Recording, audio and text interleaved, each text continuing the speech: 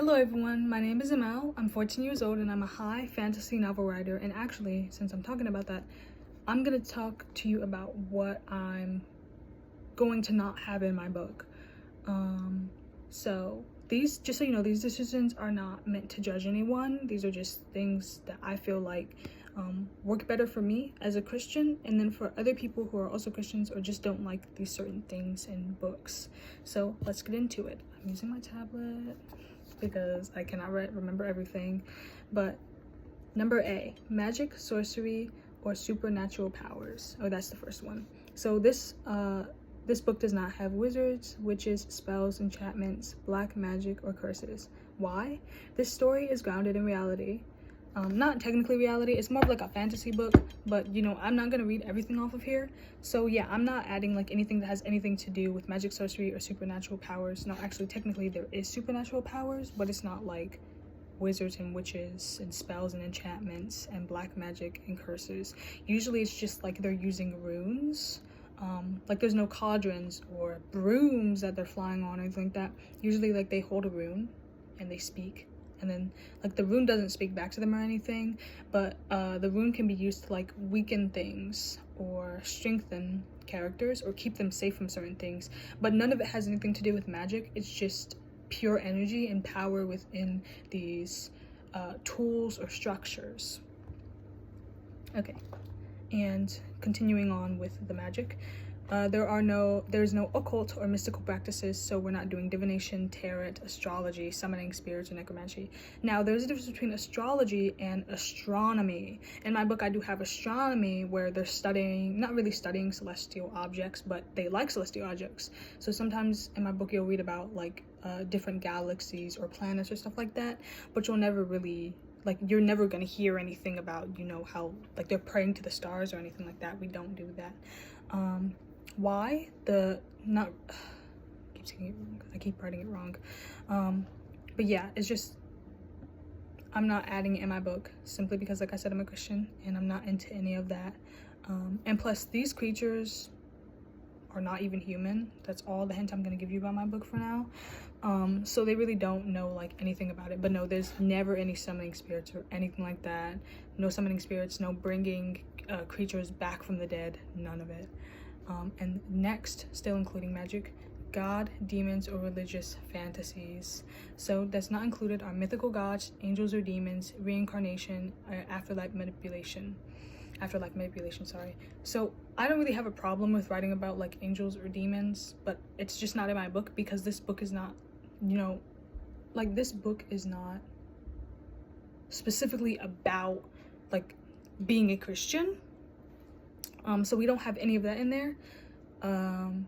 So yeah. And right here it says, religion and faith aren't explored as a plot device. The story is secular and doesn't use divine or infernal intervention. Next, dark or morally ambiguous fantasy elements. So what's not included is dark curses, magical corruption, or forbidden arts. The challenges, it keeps saying like challenges are realistic. I don't know why I kept writing that, because they're not humans. Like nothing in this book is really realistic, but you know, I just don't have any of that in there. So yeah, and then we have the next one, magical objects or artifacts. Not included, wands, enchanted rings, crystal balls, or potion brewing. Now we do have rings, but they're not exactly enchanted. The rings have a different purpose and you're gonna read that. So the rings are not like bounding them to anything, you know, just read the book. And why? Items in the story are practical and meaningful. They do have supernatural powers.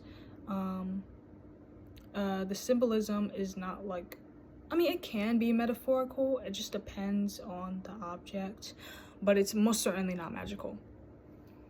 And here's what I want to say really quick. So you might notice that my story uses words that sound like magic, but they aren't magic at all. For example, instead of saying magic, sorcery, or black magic, I use words like shadow weave, gleam work, and green work.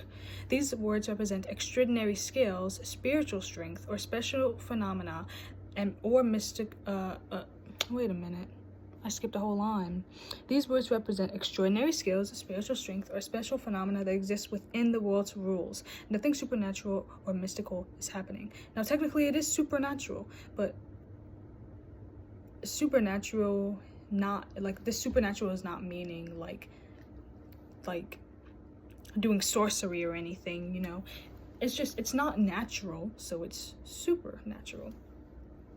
Everything comes from natural abilities, courage, or wisdom, not spells and sorcery. And now, my next one. Adult themes. So there is no cursing or crude language. So not included is swear words, offensive language, or insults meant to shock. Yeah. Why? The story keeps language clean and respectful, making it accessible for younger readers and anyone who prefers wholesome content. There is no, and the next one is there is no romance. So there is no romantic relationships or explicit scenes. Why? The focus is on adventure, friendships, and character growth rather than romance. Okay, we're not adding that in there. If you really want to read books like that, then go to Book Talk. They have a lot of them on there. I'm sure of it. Because when I was trying to search up like what a 400-page book looks like in size.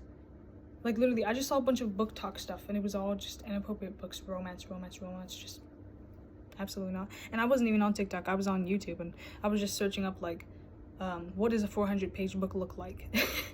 Because I wanted to see what one looked like compared to, like, a 300-page book. And, yeah, there's really nothing good on there. But next after that is there are no adult humor or adult jokes. So there are no crude jokes, suggestive humor, or references meant for mature audiences. Why? Humor is age appropriate and family friendly, keeping the story suitable for all readers. Like, I'm literally telling you right now, there is like no character liking another character. Like, as far as it goes, is like a friendship. Like, I'm not kidding. Now in future books, it may be like not exactly romance, but there may be like a character who likes another character, but that character doesn't like that character, so then it never becomes a relationship. It's just a character who likes that character, you know. So yeah. Next after that, there are no anti-religious or nihilistic tones. So anti-religious themes. This not included is Christian. I'm so sorry. I mean, technically I don't have any like Christian stuff in there, but it's not anti-religious.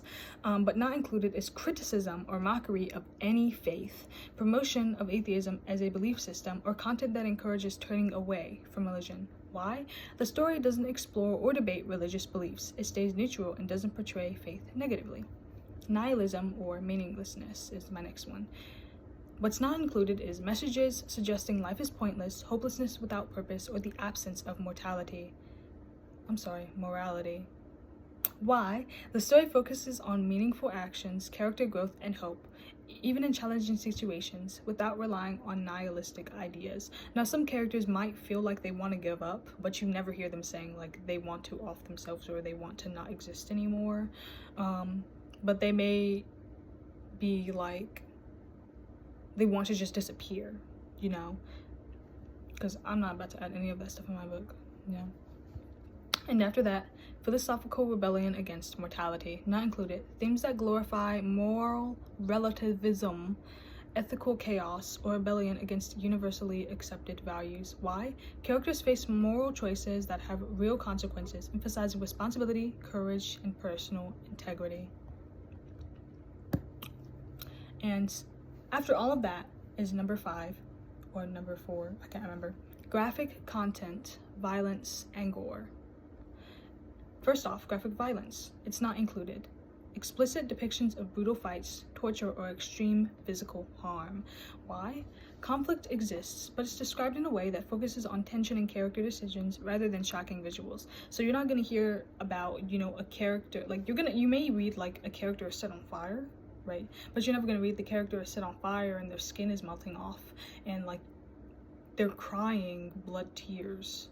Like, that goes a little too deep. Or like if a character is being aggressive to another character, or a character is like being severely hurt, I'm not going to say anything about like how severely hurt they're being hurt. I'll just be like, their leg got broken, or, you know, they got a really deep gash, but I'm not gonna go really deep into how that gash looks or anything like that.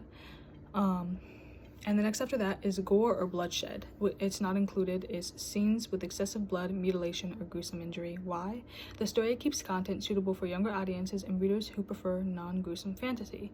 Like, I cannot explain to you how many times I've read these horrifying fantasy books that just have a lot of blood and it's so scary. Like every single time I think of like gruesome fantasy, the first thing that comes up in my head is Baki.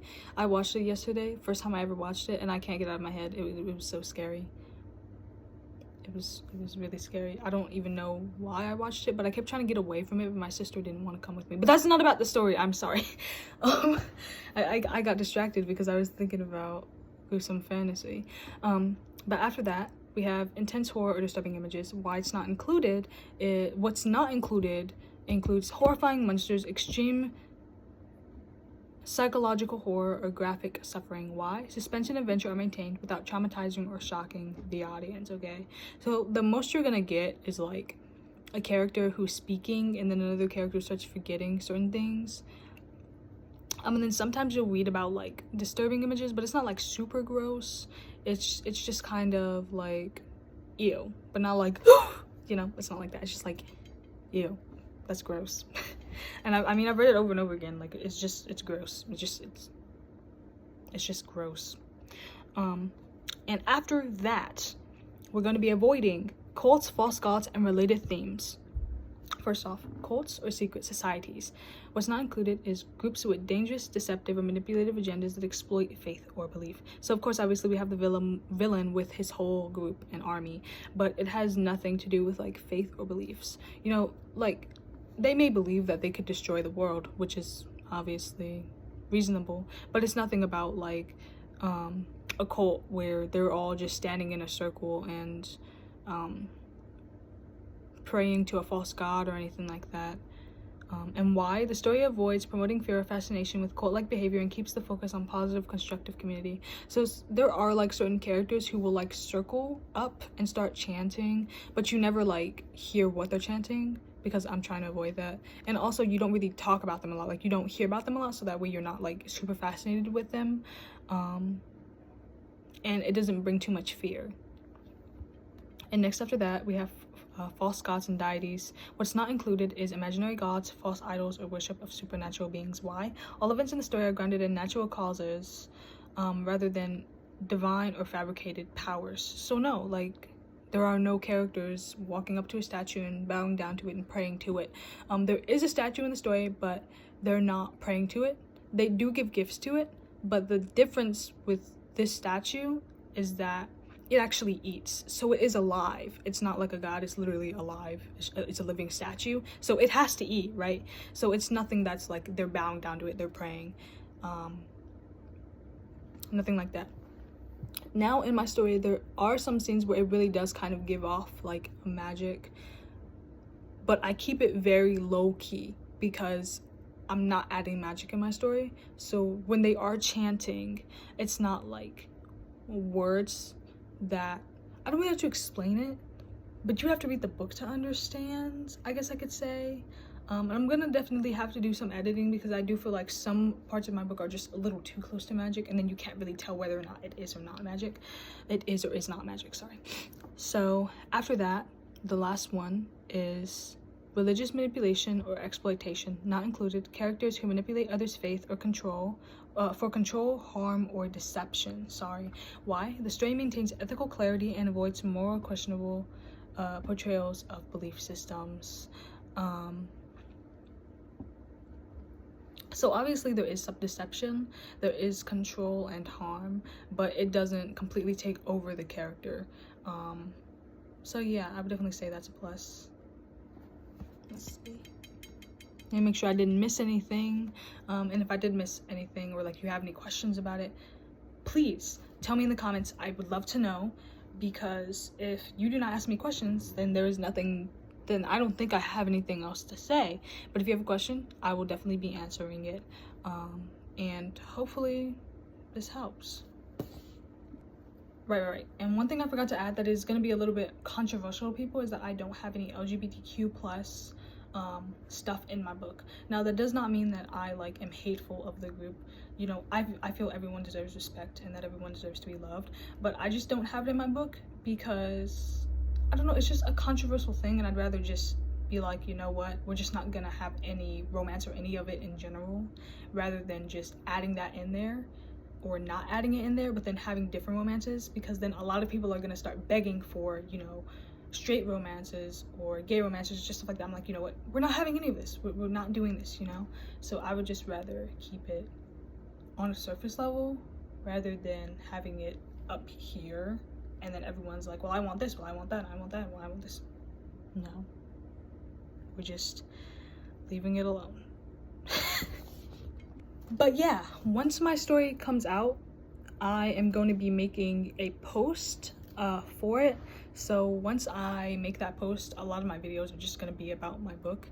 I may still do art, but I'm definitely going to be talking more about my book more than ever before. And I still want to give a lot of help for my books, and not help for my books, but like help people understand how to write better. And I'm definitely going to be, you know, just really going into depth about certain things that I had to add into my book, because it just didn't sound right or didn't seem right or just stuff like that. I almost forgot to say bye. All right. Bye, everyone. I'm about to go. See you later.